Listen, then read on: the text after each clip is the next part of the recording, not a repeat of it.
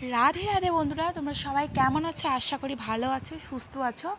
আমিও আছি আর কি মোটামুটি। তো অনেক দিন হলো তোমাদের সঙ্গে কোনো কিছু শেয়ার করা হয়নি, মোটামুটি এক সপ্তাহ তো হয়ে গেল। তাই ভাবলাম যে চলে আসি তোমাদের সঙ্গে ছোট্ট একটা ভিডিও নিয়ে।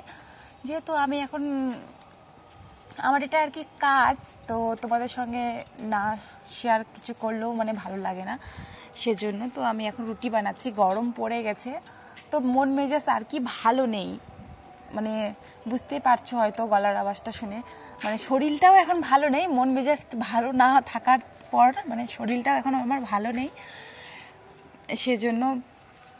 তো কিছু কিছু মানুষ আছে যারা মানে কোনো কাজকর্ম থাকে না, বাড়িতে শুধু বসে থাকে আর মানে কি করবে টাইম পাস করার জন্য, তখন আর কি যেরকম আমাদের টাইম পাস করার জন্য মানে সম্পূর্ণ সংসারে কাজকর্ম করে টোরে তারপরে ভিডিও নিয়ে বসি, তারপরে যখন সময় পাই তখন এডিট করে আমরা ভিডিওটা পোস্ট করি। কিন্তু কিছু কিছু মানুষ আছে বাড়িতে বসে থাকে সারাদিন, কে কী করলো না করলো, এ করলো সেই করলো, সেই ব্যাপারে আর কি আলোচনা করে আর জলে আর একদম মানে পুরো ছাই ছাই হয়ে যায়।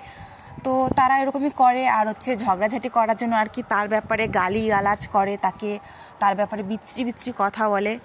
তো সেসব কানে না দেওয়াটাই উচিত আর কি। তো যারা ঝগড়াঝাটি গালাগালি করে তাদেরকে করতে দিতে লাগে কেন বলো তো? তাদের সেই ব্যবহারে সেই মুখের ভাষায় বোঝা যায় সে কীরকম ফ্যামিলি থেকে বিলং করে আর কি। তো এগুলো আমি ইগনোর করি, আমার ব্যাপারে কে কী বলে না বলে আমি সব কিছু ইগনোর করি। আর সব থেকে বড় কথা, আমি মানে সহ্য করি, আমার মধ্যে ধৈর্য শক্তিটা আর কি এই দিক থেকে অনেকটাই আছে।